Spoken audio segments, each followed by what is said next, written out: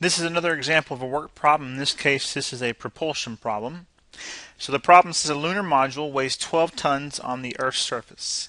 It says how much work is done in propelling the module from the surface of the moon, so now we're on the moon, to a height of 50 miles. And it says we're assuming the radius of the moon is 1,100 miles and its force of gravity to be 1/6 of that on the Earth. So we know that this thing weighs 12 tons on the Earth. So if it's 1/6 that on the moon, so then we know that the weight of this module, the weight on the moon, is 2 tons, because 1/6 of that. So we did 12 divided by 6. Not hard there. So we get 2 tons.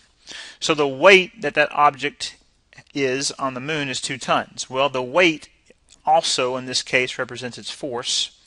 So that's also our force, which is what we need in this propulsion problem. Alright, so we have our formula that we need to use when we're doing propulsion. And it says that force is equal to our constant, all that divided by the distance we are from the center, which in this case is the radius, squared. So F is equal to C divided by x squared in this case. So we know that 2 is equal to that constant C that we need, divided by, and then we have in this case the radius of the moon is 1,100, so 1,100 squared. So a little bit of algebra, doesn't take long to figure out that. In this case, that C is 2,420,000. So 2,420,000 is our value for C.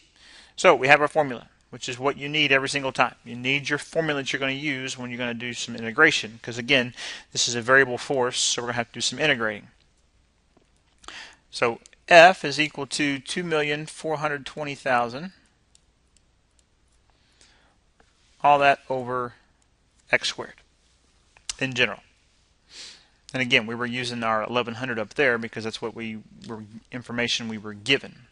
All right, so now the work here, the work done. We want to propel this thing 50 miles above the surface of the moon.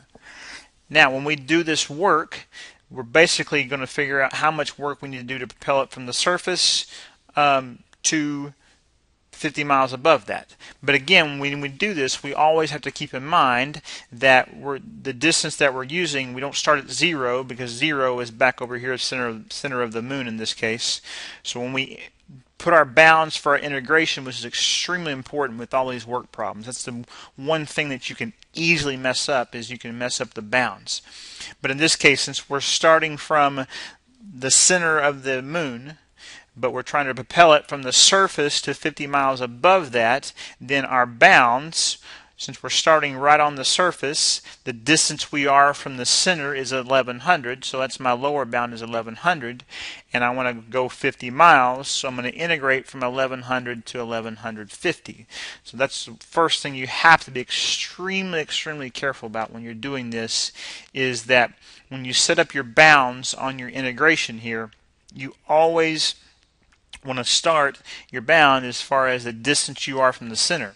And if we're on the surface of the moon, the distance we are from the center is 1,100, and so we're going from 1,100 to 1,150, and we use our given information that we had to find our formula, which is 2,420,000, all that divided by x squared dx. Now again, the integration is not hard. The integration is the easy part of this. The hard part is your bounds. Be really careful about your bounds, as I keep saying over and over. And then make sure you get your formula correct. And it depends on whether you're talking about, in this case, propulsion. We have our formula for propulsion.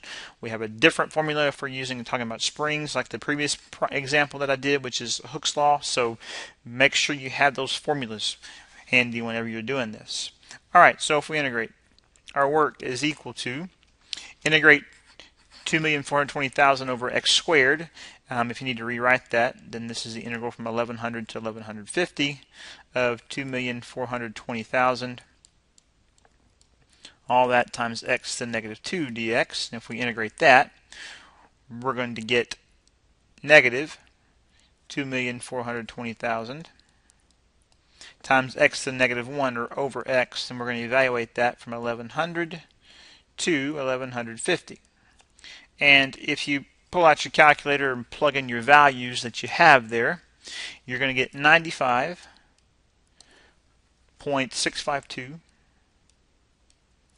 And in this case, our distance is miles, and our weight, which is our force, is in tons.